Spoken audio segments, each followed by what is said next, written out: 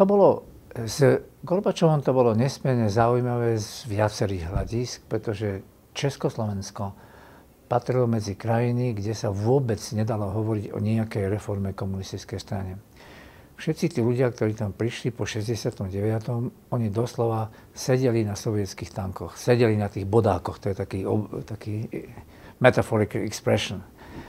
A sedeli na tých sovietských tankoch a nejakým spôsobom sa nemenili, to znamená stále viac a viac sa zakonzervovali a neboli pripravení ani schopní urobiť nejakú reformu. A to Československo odlišovalo, povedzme, od takého Poľska alebo od takého Maďarska.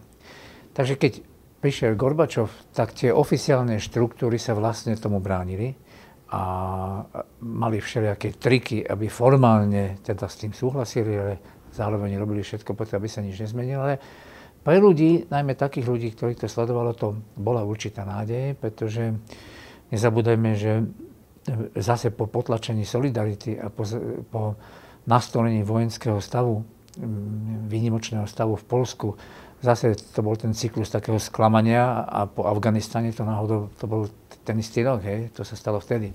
Čiže keď ľudia videli, že ten sovietský sviaz je tak mohutný, že si dovolí urobiť intervenciu do Afganistanu a keď videli, že tí Poliaci nastolili výnimočný stav, tak zase si povedali, že no toto nebude veľmi ľahké.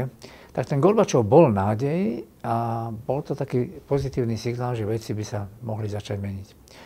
Bez najmenšej pochybnosti s tou glasnosťou v tom čase zhruba od roku 86, 87, 88 sovietská tlač, ktorá k nám bola importovaná, dalo sa to kúpiť, tá sa nedala porovnať s Českou, to bola oveľa slobodnejšia. Odkrývala všetky tabu, odkrývala všetky vraždy, odkrývala stalinizmus, odkrývala strašné veci z ruskej a sovietskej histórie a viacero ľudí to sledovalo. Jeden zaujímavý moment bol, že s Gorbačovom sa spájali nádeje, že tak, ako vtedy Rusi nás vojensky obsadili, tak aj teraz by mohli intervenovať, nie vojensky, ale mohli by tlačiť týchto našich byrokratických, nereformovaných komunistov k nejakým reformám. A pamätám si, že tieto nádeje boli veľké a keď Gorbačov prišiel navštíviť Československo, Prahy aj Bratislave, ľudia ho vítali veľmi, veľmi spontánne a on nič nepovedal. A svojím spôsobom to bolo šťastie, pretože tým pádom bolo jasné, nikto to neurobí za nás. Musíme si to urobiť my. Ale ja vidím tie zmeny v tom 89. ako prínos viacerých prostredí. Určite to boli aj tie Helsinky, ktoré dali taký nejaký, povedal by som, legálny nejaký pilier, legálny základ. Určite to bol Gorbačov, pretože odtiaľ prichádzal hlas, ktorý hovoril, vy si môžete svoje veci riešiť, ako myslíte, a treba viac slobody, viac proste glasnosti, viac otvorenosti a musíme sa pripravať nejaké reformy.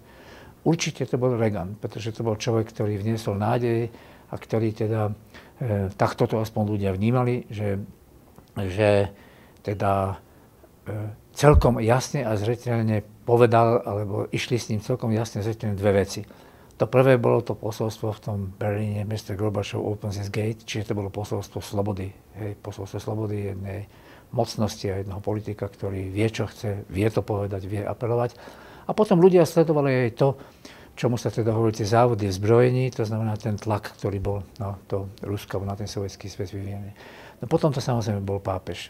Tak keď zoberiem tie externé faktory, tak to je Helsinky, hej, tu je niekde pápež, tu je Reagan, tu je Gorbačov, to boli 4, ale nič z toho by nemohlo byť, keby aj doma sa niečo nedialo. Keby sa doma niečo nedialo, tak by to malo inú podobu, ja neviem, možno ako v Rumunsku, alebo niekde inde, alebo kde to neprebehlo. Takže v tomto zmysle bol Gorbačov súčasťou tých externých faktorov, ktoré ľuďom pomohli k rastu toho uvedomenia a ktoré teda nejak tú atmosféru začali meniť k tomu, že sa ľudia trošku viac odvážili, že si ľudia trošku viac trúfli a že si ľudia tiež povedali, že to, ako táto krajina žije, to, ako táto krajina je spravovaná, to nezodpovedá tomu, čo by sme my chceli, to nezodpovedá potenciálu Československa. Československo má naviac, my určite máme najviac a my už takto nechceme žiť.